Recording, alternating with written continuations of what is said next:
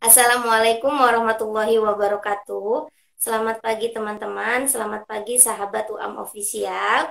Pagi ini seperti yang sudah kami jadwalkan sebelumnya, kita akan live streaming bersama dengan Kak Adi Wiranata, SPD MPD, alumni dari Universitas Negeri Jakarta, program Pasca Sarjananya.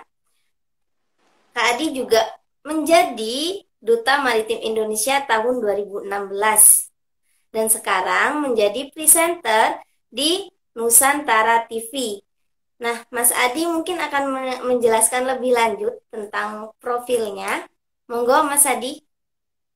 Ya, halo, selamat pagi. Terima kasih. Assalamualaikum warahmatullahi wabarakatuh. UAM Official, terima kasih buat kesempatan hari ini. Buat Mbak Ama juga.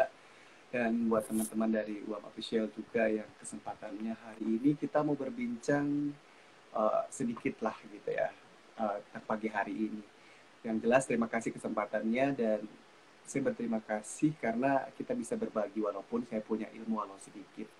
Ya, kalau untuk perkenalan, nama saya Adi Wiranata dari Lampung, asalnya dari daerah tertinggal perbatasan antara Provinsi Lampung dengan Sumatera Selatan. Dia masih masuk 3T karena di kabupaten saya itu yaitu Lampung Barat dan Pesisir Barat itu salah satu dua kabupaten yang tertinggal di Lampung. Nah, tinggal dari sana jauh dari perkotaan, masih penduduknya masih ya menilai menjunjung tinggi nilai gotong royong dan lainnya. Dan lahir besar tinggal di sana, ayah kelahiran dari suku Jawa, ibu dari Lampung asli, tinggal di Lampung dan besar kecil tumbuh dan sekolah juga di Lampung dan memutuskan untuk melanjutkan pendidikan di Universitas Lampung dan melanjutkan juga alhamdulillah kesempatan di Universitas Negeri Jakarta. Mungkin itu sedikit profil singkatnya, Mbak Ahmad. Terima kasih, Mas Adi. Mas Adi, mohon maaf sebelumnya. Ini sepertinya suara dari Mas Adi masih kecil. Kecil. Volume, iya, volumenya. Hmm. Oh, berarti saya harus keras lagi deh. Kalau sekarang gimana? Nah, sudah, Oh, sudah, sudah. sekarang ya. Baik, Oke. ya. Ini Hmm. langsung tanya jawab atau Mas Adi akan menjelaskan terlebih dahulu? Oh, sepertinya tanya jawab saja. Oh, langsung tanya Iya. jawab. Baik.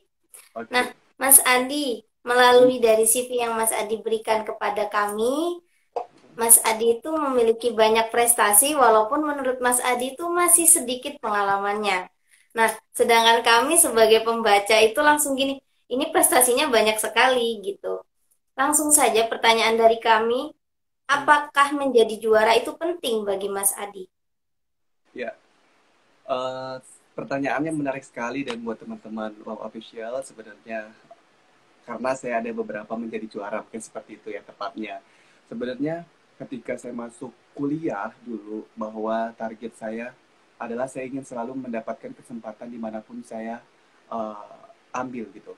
Contohnya adalah karena di kampung saya dulu ketika SD, SMP, dan SMA saya itu jarang sekali ikut namanya perlombaan karena minimnya dari aktivitas atau orang yang mengadakan seperti itu. Jadi ketika saya berkuliah dulu dan alhamdulillah saya berkuliah dulu melalui SNMPTN. Saya ya mumpung sekarang masih SNMPTN ya baru-baru di dan alhamdulillah saya seleksi nasional tanpa tes. Akreditasi sekolah saya dulu masih C. Akreditasi saya itu sekolah saya masih C. Jadi masih tertinggal banget kan gitu. Dan oleh karena itu ketika saya berkuliah, saya dapat kesempatan satu dari teman-teman 5 orang dan teman-teman saya yang lolos seleksi nasional perguruan tinggi tanpa tes. Jadi ketika saya berkuliah, saya tidak mau mensia-siakan itu. Jadi saya berusaha untuk bagaimana caranya bisa mendapatkan uh, pemenang lomba dan lain-lain. Oleh karena itu saya biasanya setiap kalau zaman dulu masih Facebook ya. Jadi saya selalu cari di Facebook itu lomba apa di kampus ini, ada webinar atau seminar apa kalau dulu seminar-seminar dan lain-lainnya. Jadi saya selalu usaha ambil kesempatan-kesempatan itu. Walaupun banyak sekali yang gagal sebenarnya. Itu ibaratnya bagian dari sedikit yang akhirnya menjadi rezeki saya sih karena banyak sekali yang saya daftar, saya coba lomba dan lain-lainnya, akhirnya saya gagal, saya belum lolos, saya gagal, saya belum lolos. Akan tetapi ibu saya selalu menasehati bahwa yang penting ambil kesempatan dan kamu mau berjuang di situ begitu. Dan setidaknya walaupun kamu tidak menjadi pemenang di situ, kamu mendapatkan teman di momen itu setidaknya. Jadi itu yang saya cari selama itu. Jadi setidaknya saya daftar, saya usaha lomba dan satu, dua, tiga setidaknya dapat lah gitu. Walaupun yang lain pun lebih banyak gagalnya. Ya, tapi setidaknya bagi saya dulu target menjadi pemenang itu bukan sekedar target sih, karena setiap pulang itu saya tuh jarang sekali pulang kampung. Setiap 6 bulan, satu semester saya tuh baru pulang kampung. Dan ketika pulang kampung, saya selalu mengingatkan bahwa saya membawa satu trofi atau piala ketika pulang kampung dari kampus. Dan alhamdulillah hingga lulus setiap semester setidaknya ada satu atau dua yang saya bawa, walaupun ya tidak hanya nggak juara satu juga, paling ada juara tiga, juara dua gitu. Tapi setidaknya orang tua di kampung, apalagi saudara keponakan gitu, lihat kalau bawa Mas Adi bawa piala gitu rasanya senang gitu, bisa dipajang buat di lemari. Mungkin itu sih sedikit ceritanya, tapi tidak harus melulu tentang menang, kata saya tadi, bahwa terkadang yang kita coba adalah tidak hanya sekedar mendapatkan gelar juara atau trofi, tapi tidaknya mendapatkan teman di kala itu, di momen itu, atau di uh, usaha untuk mendapatkan pemenang di momen-momen tertentu. Seperti itu sih, Mbak Ama. Ini menarik ya Mas Adi, apa ya, konsep hidup yang diberikan Ibu Kak Adi kepada kakak gitu kan. Nah, untuk mengikuti lomba itu tidak hanya menjadi juara yang terpenting, tapi mendapatkan teman, mendapatkan relasi, dan itu jarang dimiliki orang tua pada umumnya. Jadi ngikut lomba ya karena ingin juara gitu. Nah, Betul. bagi Kak Adi boleh nggak dikasih sedikit motivasi atau apa ya kayak harapan bagi teman-teman yang ikut lomba ternyata kalah. Nah, kalau kalah kan berarti mereka tuh biasanya umumnya itu berhenti gitu loh, Kak. Betul. Gimana caranya gitu? Hikmah dari kakak misalnya nggak menang, tapi dapat teman itu berguna nggak sampai sekarang? Ya, kalau saya udah bilang di awal bahwa banyak sekali saya gagal dan tidak menjadi pemenang dalam setiap kompetisi atau perlombaan. Contohnya adalah misalnya saya ikut di provinsi atau apapun. Perjuangannya itu misalnya ada lomba apa. Karena saya itu orangnya mau mencoba, tidak hanya satu perlombaan biasanya. Biasanya orang ada yang orangnya fokus, misalnya hobi menulis, dan dia terus lanjutkan untuk hobi menulis seperti itu. Ada yang hobi pidato, dan dia fokus untuk berpidato di tempat-tempat lain atau kompetisi-kompetisi lain. Tetapi saya itu adalah orang yang selalu mencoba dalam segala hal, karena saya tidak tahu apa yang saya bisa, atau mungkin rezeki yang mana yang bisa saya dapat gitu. Jadi ada lomba pidato, saya belajar pidato, saya ikut lomba pidato. Ada lomba misalnya lomba puisi tingkat nasional saya ikut, ada lomba menulis saya ikut. Tapi bersyukurnya saya tidak tahu juga ya, mungkin dari beberapa sekian banyak yang gagal, tapi ada juga yang tetap menjadi bagian dari rezeki saya. Saya sedang menulis biasa-biasa aja, tapi saya menulis, saya pernah menang di Jogja begitu, lomba tingkat penulisan kisah inspiratif di Universitas Teknologi Yogyakarta gitu. Saya juara satu. Saya yang biasa-biasa aja lomba pidato misalnya saya bisa juara tiga gitu. Saya ada lomba apa ya, ya lomba-lomba tertentu lah gitu, lomba puisi bahkan gitu, walaupun yang saya bilang tadi tidak semuanya juara satu, tapi ada sebagian besar yang ternyata kesempatan itu juara satu buat saya gitu. Saya sampai lupa baca CV saya tadi ya, yang jelas yang jelas buat teman-teman yang mauan untuk mencoba itu ya memang dipupuk dari sendiri sedini mungkin gitu, dan jangan pernah takut, karena teruslah mencoba, karena kita tidak tahu rezeki yang mana yang memang punya kita gitu. Begitu sih Mbak. Terus hal yang menarik kembali adalah kakak dengan sekolah yang akreditasinya masih C, tapi Mhm. bisa lolos SNMPTN itu kan bukan hal yang apa ya umum gitu, bukan apa ya bukan hal yang wajar. Biasanya tuh kalau sekolah tuh kan B dan A. Hmm. Kemungkinan nilai kakak berarti yang tinggi di sini. Ya, menarik memang. Saya itu benar-benar teknologi untuk di daerah saya, untuk di Lampung Barat ketika dulu komputer saja itu masih sangat susah, masih sangat sulit begitu. Bagaimana bisa daftar SNMPTN dan lain-lain gitu. Dan lampu untuk listrik di tempat saya itu sangat buruk sekali. Itu beberapa tahun terakhir ini saja yang bisa dikatakan cukup baik. Dulu bahkan yang kursus komputer, teman-teman yang belajar di sekolah itu juga akhirnya tidak bisa belajar komputer secara lebih serius gitu atau intens, karena kondisi listrik juga yang belum memadai. Akan tetapi yang menjadi concern saya adalah di mana saya berusaha untuk mencoba di mana jurusan yang akan saya pilih kala itu. Jadi walaupun akreditasi sekolah saya masih C dulu, dan yang saya rasakan adalah saya masuk kampus mana yang bisa-bisa mau menerima saya begitu. Dan saya memilih untuk Universitas Negeri Lampung ya, Unila gitu, dan di Unsri dulu, Universitas Sriwijaya gitu. Dua kampus yang saya pilih, dan untuk memilih jurusannya itu bukan hanya sekedar pilih gitu, tetapi saya selalu bertanya dengan orang-orang yang sempat berkuliah gitu, dan yang bisa kuliah kala itu di tahun 2013 tidak semua orang begitu, masih sangat jarang. Dan yang perlu diketahui bahwa di kampung itu orang yang paling rapi pakaiannya, orang yang paling bagus setiap hari sepertinya yang kita lihat adalah hanya guru dan pegawai bank.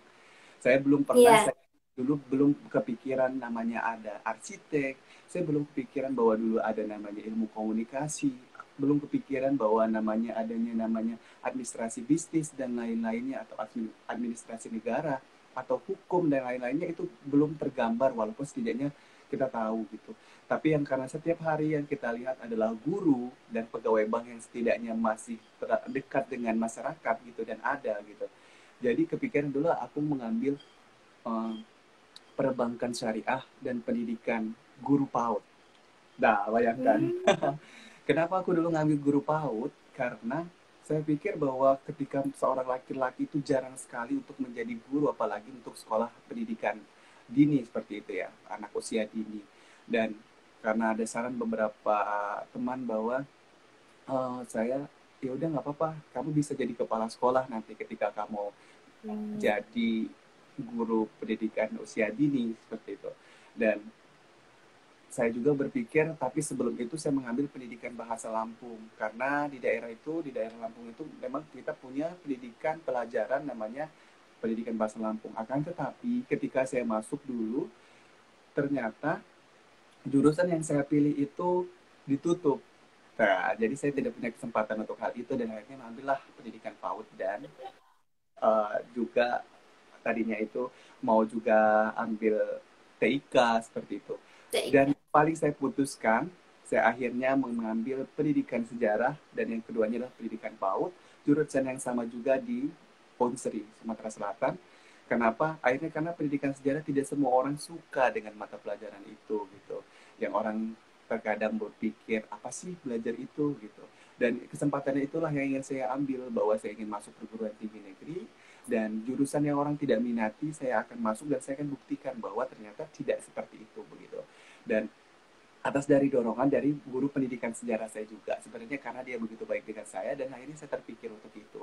Dan akhirnya saya ngambil pendidikan sejarah. Detik-detik akan pengumuman dulu gitu, jadi sedikit cerita dulu ini Mbak Ama ya. Sedikit pengumuman Iya. dulu, bahwa saya itu benar-benar jarang sekali ke kota.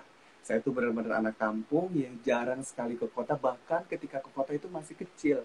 Saya ke Jakarta itu mungkin pernah SMA, dan itu hanya sebentar gitu. Dan itu pun bukan di kota Bandar Lampung tempat saya berkuliah, seperti itu, jauh dari orang tua. Dan ketika tahu bahwa yang lolos itu dari sekolah hanya 5 orang, dan salah satunya itu adalah nama saya. Dan saya berharap sebelumnya ketika orang tua ditanya apa, mereka, anaknya jurusan apa gitu, aku jawab pendidikan PAUD begitu. Anaknya ambil PAUD kata orang tua. Jadi kayak orang tua itu kayak gimana mau bangga, tapi gimana gitu, tapi juga kok ngajar PAUD begitulah, orang-orang yang belum mengerti gitu. Tapi dan akhirnya aku kayak berharap, ya Allah semoga yang pendidikan sejarah kalau begitu yang diterima begitu. Dan alhamdulillahnya, karena setahun sebelumnya cuma satu yang diterima dari sekolahku senior, sebelumnya juga hanya dua, dan di tahunku ada 5, dan aku adalah salah satunya yang lolos seleksi perguruan tinggi nasional tempat tes. Dan itu pun senior yang buka, karena untuk akses internet di tempatku sangat susah sekali gitu, dan dia yang kasih waktu di telepon, Adi selamat ya kamu bisa lulus tanpa tes masuk Unila gitu kala itu. Dan nangis dong. Nangis saking bahagianya begitu. Dan ibu pun kala itu nangis gitu, karena ibaratnya dia benar-benar anaknya yang ibaratnya biasanya di kandang atau di dalam sarang burung dan harusnya melepaskan dia untuk terbang sendirian, ibaratnya begitu. Dia harus merantau pergi jauh gitu. Walaupun di Lampung, tapi jarak dari rumah kan tentunya jauh sekali, 6 jaman lebih begitu. Dan tentunya nggak bisa bolak-balik ketika kuliah, karena akses jalan pun nggak kayak di Jawa seperti itu. Nah, dan bahagia, sedih, dan bersyukur sih kala itu. Dan oleh karena itu ketika aku dikasih kesempatan bisa berkuliah tanpa tes, dan aku daftar bidik misi kala itu namanya beasiswa bantuan miskin berprestasi, kalau sekarang masih ada mungkin ya. Tapi aku bersyukur banget hingga dari awal hingga selesai.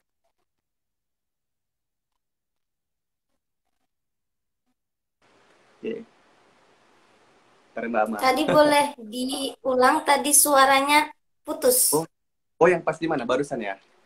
Tunggu sebentar. Iya, pas bahas bidik misi. Oh iya.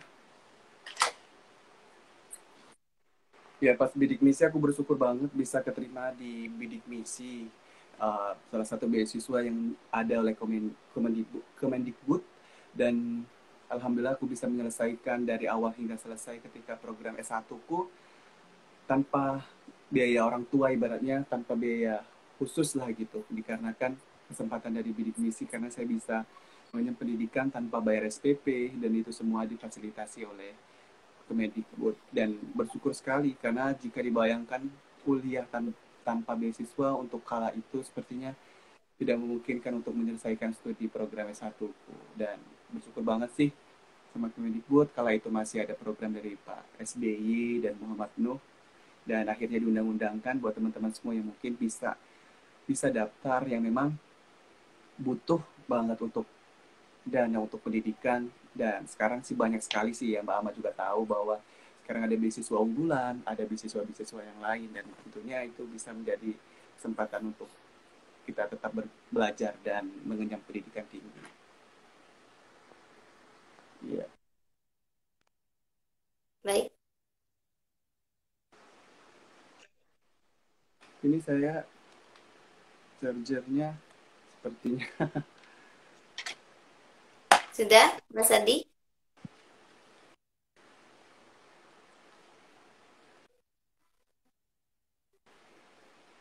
Baik, Gimana Mbak? lanjut Aman? ya Mas Adi. Kemudian Mas Adi kan melanjutkan di program sarjana UNJ Universitas Negeri Jakarta. Nah, dari Unila Lampung kemudian ke Jakarta itu alasan atau tujuan Mas Adi apa gitu? Ya, alasan ya menarik juga sih sebenarnya untuk dibahas, pergi merantau lebih jauh. Jadi dari Lampung dan akhirnya memutuskan untuk ke Jakarta dan mengambil pendidikan S2 di UNJ. Rasanya juga apa ya?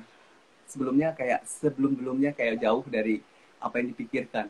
Ketika dulu SMA pingin hanya S1 dan menjadi guru, dan ketika S1 selesai, saya kok bisa kepikiran jadi melanjutkan S2.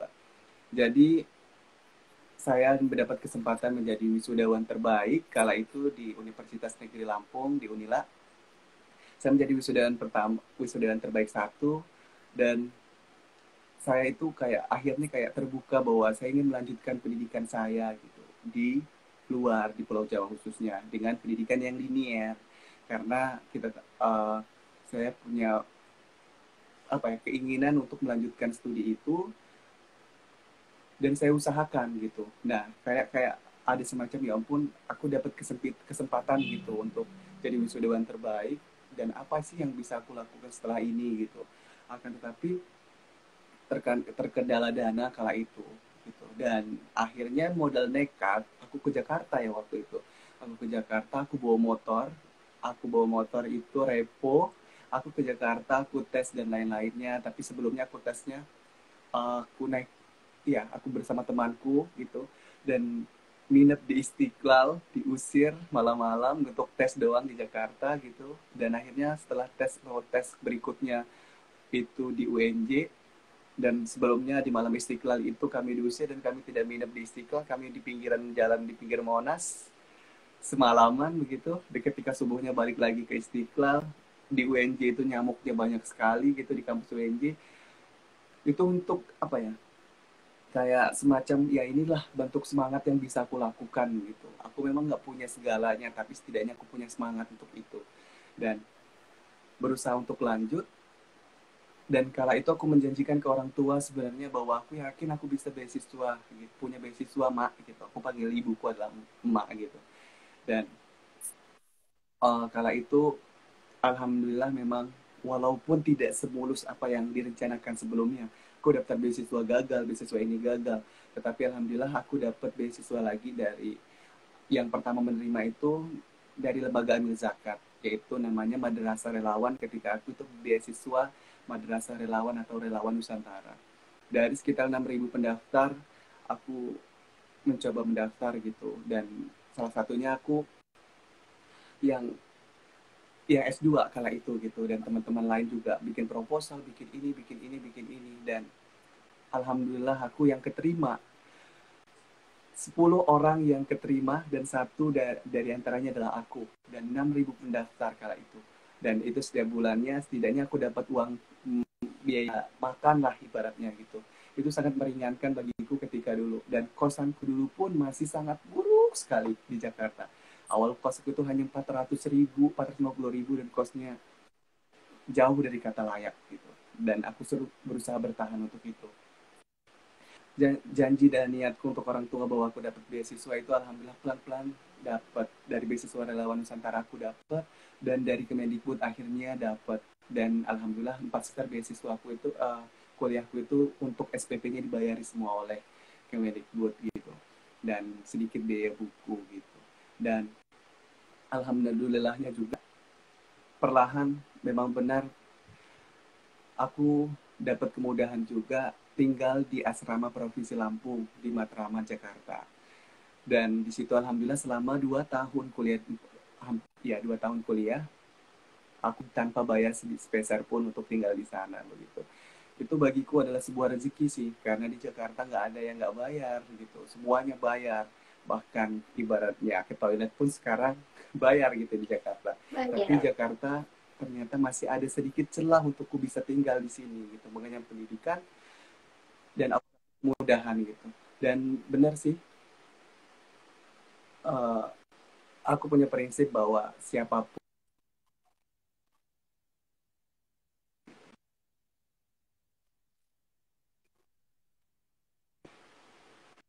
Halo Mas Adi, Sedikit terputus,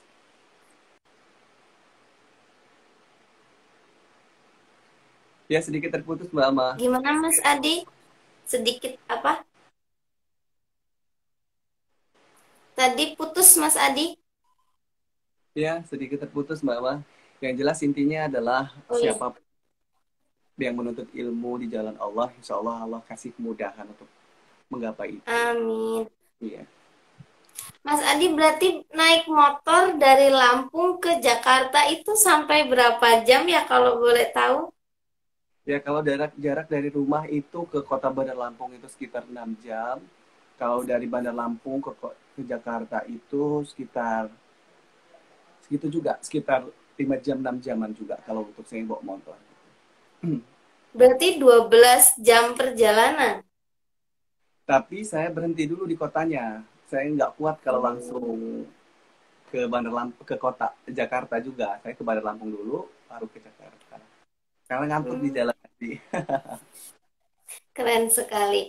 Nah, kemudian Mas Adi setelah Mas Adi kuliah S1, kuliah S2, yang awalnya ingin menjadi guru, kemudian ada kemungkinan untuk menjadi dosen, Mas Adi kemudian memutuskan untuk menjadi presenter di Nusantara TV itu bagaimana gitu? Apakah ini sementara atau akan tetap menjadi dosen?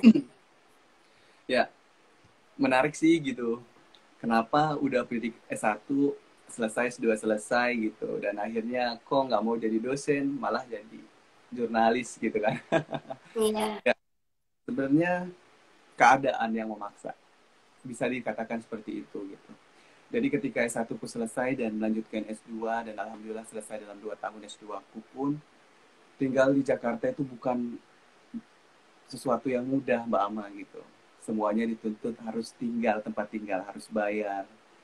semuanya harus makan minum kita tanggung gitu. Karena ya mungkin teman-teman tahu bahwa tinggal di Jakarta itu hampir semuanya sendiri-sendiri. Ya, kita di pinggir jalan pun belum tentu ada orang yang mau bantu. Ibaratnya sekejam itu gitu, tapi tidak semuanya gitu. Dan, dan ketika kesempatan itu ada, dan setelah selesai yang kesempatan itu yaitu menjadi jurnalis dan aku menjadi reporter sekaligus presenter, kenapa nggak aku coba kala itu? Karena sebelumnya aku coba ini hanya untuk sekedar bertahan dulu di Jakarta kala itu. Dan untuk menjadi dosen sebenarnya bukan tidak mau gitu. Jauh sebelumnya juga saya sudah daftar di beberapa universitas di perguruan tinggi yang jelas yang senada dengan program studiku pun di luar program studiku gitu. Seperti juga seleksi PNS gitu, CPNS kala itu saya sudah daftar gitu. Tapi kita tidak bisa memaksakan kehendak, yang jelas Tuhan yang maha perencana yang lebih baik. Yang jelas tugas kita mencoba. Ketika PNS sudah saya coba, ketika masih kuliah saya coba jadi guru, ternyata belum lolos. Dan CPNS ketika selesai S2 menjadi dosen ternyata belum rezeki gitu. Dan kemarin sebenarnya ketika sudah bekerja saya sudah ditawari menjadi dosen, tetapi saya mengusulkan bahwa saya mengusahakan agar saya bisa membagi waktu karena setengah dari hari saya itu bisa untuk mengajar gitu.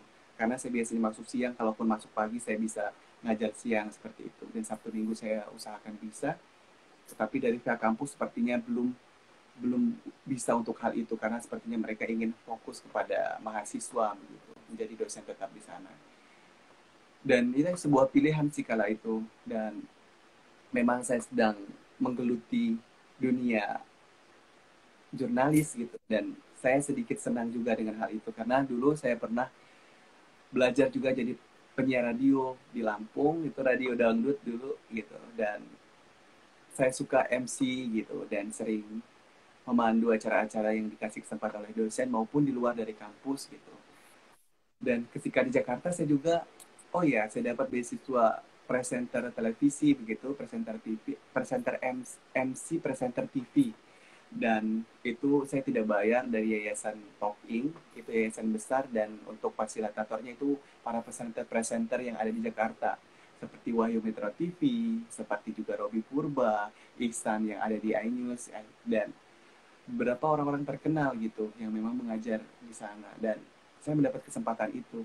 Jadi ketika lulus, ya apa salahnya untuk coba, dan ada kesempatan itu datang dan saya daftar dan saya menjadi jurnalis, menjadi reporter sekaligus juga presenter kala itu. Dan untuk sekarang sih bersyukurnya sudah jarang sekali di lapangan dan lebih kepada di studio gitu. Jadi fokus pada produksi, dan Mbak Ama pernah jadi narasumber saya sepertinya. Alhamdulillah. Terima kasih Mas Adi karena sudah diberi kesempatan untuk belajar. Betul. Dan yang Nah, jelas untuk hal itu, untuk menjadi dosen ataupun guru masih masih masih terbuka lebar untuk hal itu, dan saya tidak menutup itu. Sepertinya untuk CPNS saya akan mencoba gitu. Dan untuk menjadi guru pun bisa bisa bisa jadi suatu hari kalau emang rezekinya. Dan yang jelas memang background pendidikan saya adalah pendidikan. Ya memang baik dan sewajarnya ketika saya mengaplikasikan ilmu yang saya miliki adalah dengan untuk mendidik generasi muda khususnya seperti ngajar SMA amin. kayak begitu. Tapi untuk sekarang, untuk hidup, untuk bertahan, dan untuk mengembangkan sedikit potensi yang saya miliki, toh sepertinya tidak masalah. Setidaknya ketika saya maupun di perguruan tinggi atau di sekolah nanti, ilmu jurnalistik saya setidaknya bisa saya bagi untuk anak-anak saya, peserta didik saya nanti. Seperti itu, Mbak Ana. Semoga tahun-tahun depan Mas Adi bisa menjadi PNS ya. Amin. Mbak Ama Amin. juga doa yang sama buat Mbak Ama. Amin. Kemudian gini Mas Adi, Hmm. di CV Mas Adi kan Mas Adi pernah juara lomba menulis, lomba fotografi. Saya waktu fotografi itu agak shock, fotografi gitu kan. Terus, oh kok Mas Adi ternyata bisa di bidang ini gitu. Fotografi, kemudian juga MC, presenter, dan lain sebagainya itu. Nah, banyak sekali peserta didik dari TK. Kebetulan kan saya juga guru TK.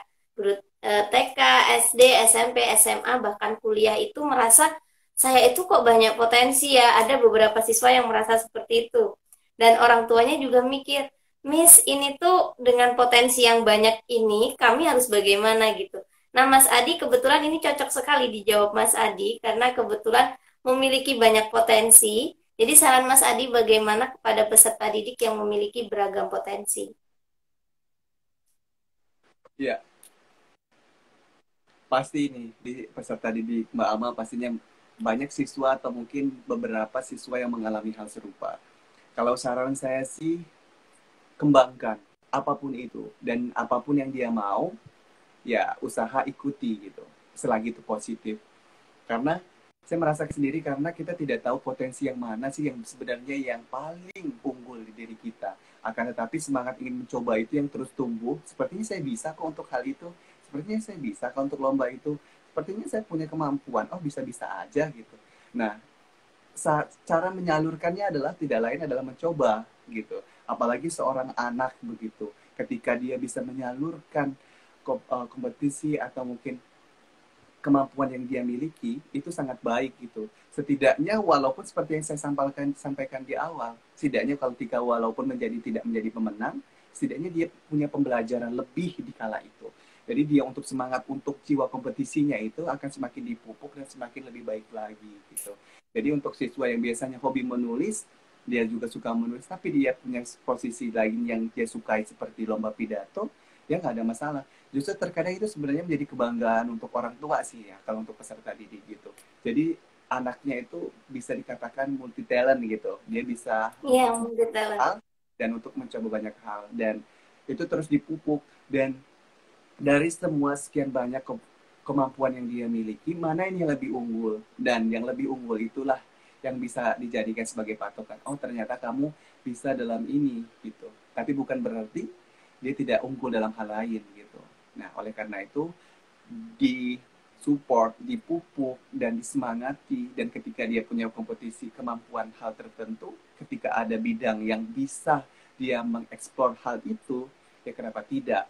Seperti yang ada anak-anak yang hobi melukis, mewarnai, dan ketika ada lomba melukis dan mewarnai, berarti kita support, kita dukung, kita didik dia sebaik mungkin. Tapi bukan berarti dia tidak punya kemampuan yang lain. Seperti misalnya kalau untuk seorang anak, ternyata dia punya hobi bercerita misalnya. Ya itu tentunya saling mendukung. Selain dia melukis, berimajinasi, dia mampu menceritakan hal itu. Walaupun tidak semua anak-anak punya kemampuan yang sama gitu. Akan tetapi ketika ada anak yang memang bisa fokus satu hal, ya kenapa tidak? Berarti kita punya fokus yang lebih untuk anak itu karena kita sudah mengetahui kemampuan dan potensi yang dimiliki. Seperti itu sih Mbak Amar. Menarik berarti ini Mas. Maksudnya saya tuh mikir, kok bisa gitu Mas Adi tuh banyak bidang yang dipelajari bahkan sampai menjadi juara gitu kan. Nah, ada kami sempat waktu baca CV itu ada satu hal yang bikin kami penasaran tuh seperti ini. Banyak ya sekarang yang terjun di bidang bisnis, di bidang entrepreneur. Nah, Mas Adi dengan banyak potensi yang seperti ini, terutama fotografi nih, itu kan sangat Hmm? dekat ya dengan bisnis seperti itu. Apakah Mas Adi juga tidak menutup kemungkinan akan menjadi seorang pengusaha? Iya, betul. Sebenarnya saya memang selalu terpikir bahwa menjadi pengusaha itu adalah salah satu langkah yang bisa membuat kita cepat besar seperti itu. Dalam artian ya. Nah, ketika kita sedikit bercerita nih ya, kalau memang di zaman zaman dahulu ketika di zaman Nabi, salah satu sahabat ketika Nabi hijrah gitu berpindah gitu dari Mekah ke Madinah, seorang sahabat yang tadinya kaya raya di Mekah dan pindah ke Madinah, dia hanya ingin menuntut kepada seorang Nabi ketika dia terkenal dari kedermawanannya di sebelumnya di Mekah dan tanpa membawa apapun ke Madinah dan dia ditawarkan oleh orang-orang yang ada di Madinah karena kalau tidak salah ya mungkin bisa dikoreksi gitu saya gitu bahwa kamu mau minta apa? Kamu mau minta salah satu dari anak-anakku atau kamu mau minta dari menikahi salah satu dari istriku? Kamu minta apa? Dan dia hanya ingin diberi kesempatan untuk berdagang. Dan akhirnya dia bisa menjadi besar kembali gitu walaupun tanpa membawa apapun sebelumnya dari Mekah ke Madinah. Nah, ini menunjukkan bahwa kita salah satu untuk bisa menjadi cepat besar dan kaya dan memiliki, misalnya ya kaya dalam artian kita bisa lah gitu ibaratnya, itu adalah salah satunya dengan berbisnis atau berdagang gitu. Jadi kalau misalnya untuk selamanya jadi karyawan sebenarnya